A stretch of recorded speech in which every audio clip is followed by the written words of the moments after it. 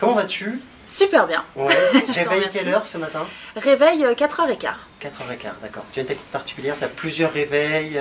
Tu as un backup? Alors moi j'ai jamais eu de problème pour me réveiller. Donc dès que ça sonne, je suis tout de suite hyper réveillée. J'ai pas la phase de faut que le réveil sonne 50 fois avant de sortir du lit.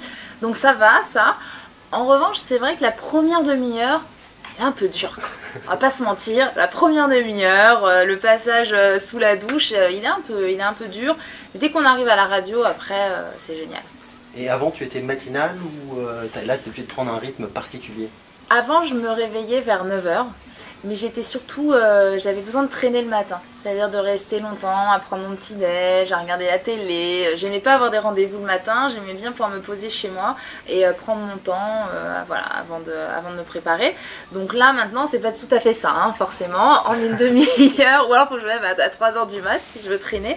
Donc en une demi-heure il faut être prête mais c'est plutôt pas mal. Hein. Ça s'est bien passé ce matin? Est-ce que tu as une anecdote liée à cette matinale?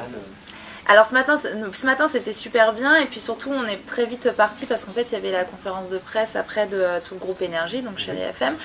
Donc du coup à 9h on est parti très vite, ça m'a changé des autres jours parce que normalement à 9h on monte au bureau, on se fait un petit débrief de l'émission, on parle de l'émission du lendemain, donc on traîne beaucoup plus.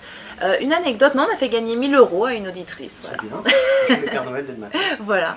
Je dois croiser Vincent qui lui est à la conférence de presse Danse avec les stars ce soir. Est-ce que tu as un petit message pour lui? Eh bien, tu lui dis de ma part que je l'embrasse très fort, ouais. qu'il a le droit de s'amuser ce soir mais qu'il faut rentrer tôt.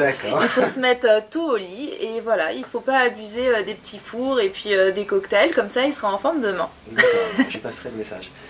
Si on revient à l'actualité qui nous réunit aujourd'hui, comment c'est venu le projet des Voix pour l'Espoir? Oui, l'Envoi pour l'Espoir. Et bon, c'est toi qui en es un peu l'initiative.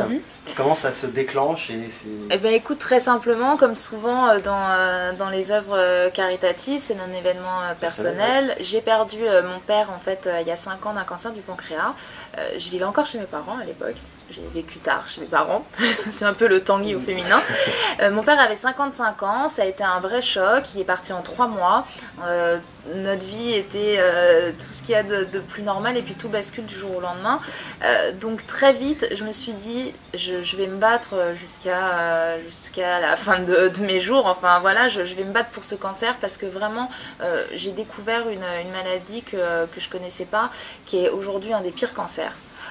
Généralement quand on l'apprend ça va très vite et il y a peu de chances de s'en sortir, voire pas, et du coup comme je faisais partie de ce métier, je me suis dit qu'est-ce que moi Laurie Choleva je peux apporter, et c'est forcément quelque chose de musical. Donc j'ai demandé à mes 2-3 amis chanteurs du milieu, je leur ai dit si j'arrive à monter cet événement à l'Olympia, est-ce que vous me suivez? Ils m'ont dit oui et puis c'était parti. Nous ça va faire un petit peu aux étudiants, aux jeunes, aux 15-25. Est-ce qu'on peut faire juste un flashback, un petit saut dans le passé? Oui. Tout ce qui était collège, lycée, est-ce que tu as des souvenirs? Là on parle de la rentrée, quel genre d'élève étais-tu à l'époque? J'étais du genre à travailler le mois avant le conseil de classe pour remonter ma moyenne et pour passer dans la classe supérieure.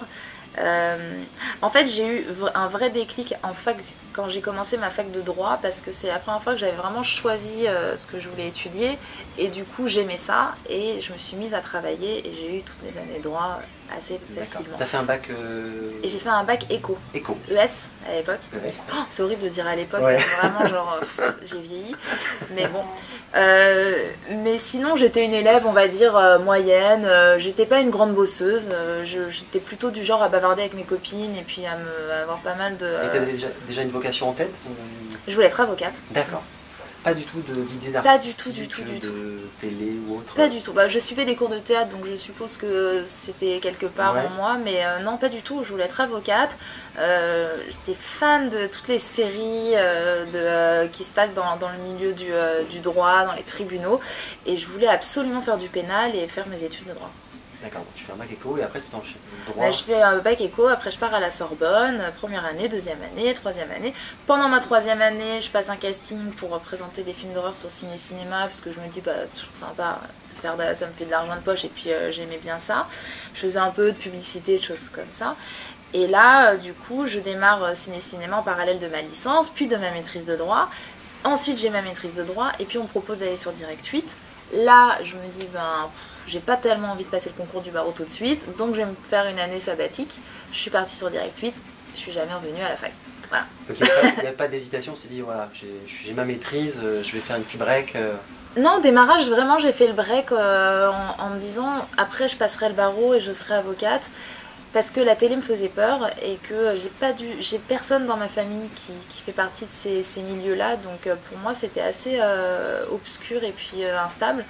Et au final, sur Direct 8, j'ai eu confiance parce que c'était le lancement d'une chaîne, c'était le lancement de la TNT, donc on mettait vraiment la main à la pâte. Donc je n'étais pas seulement animatrice télé, mais j'ai fait du journalisme. J'ai fait de la prod, j'ai fait de la programmation, j'étais au montage, j'étais devant, derrière, partout. J'ai fait de la presse écrite et du coup je me suis dit ben, j'apprends vraiment un métier, ça veut dire demain si je peux plus être animatrice télé, je sais que je peux rebondir et je sais que j'aime ça. Donc c'est pour ça que je suis restée beaucoup plus longtemps que prévu, puisque ça fait 10 ans que je fais de la télé. C'est déjà 10 ans. Ben ouais, je crois. Et quels souvenirs tu gardes de tes années fac? Est-ce que tu entends des copains, des copines de l'époque? Oui. Ou... ouais. Oui. Tous mes meilleurs amis sont plutôt des amis que j'avais avant de faire de la télé. Et j'ai d'excellents souvenirs. La fac, c'est génial. Enfin, on a 18 ans, on est enfin libre, on peut partir en vacances sans les parents. On peut... Enfin, voilà, j'ai eu mon permis de conduire.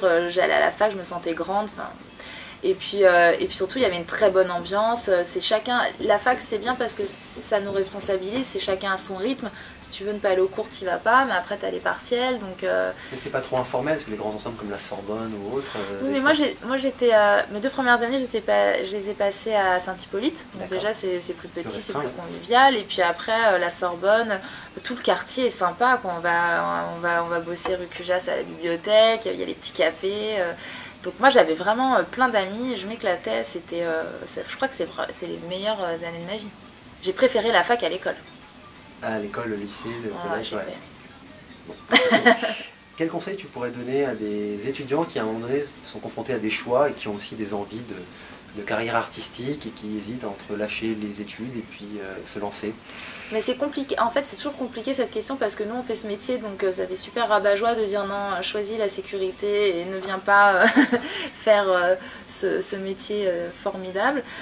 Mais il faut quand même rester prudent parce que c'est difficile, nous on voit tout le côté paillettes et tout ce qui brille.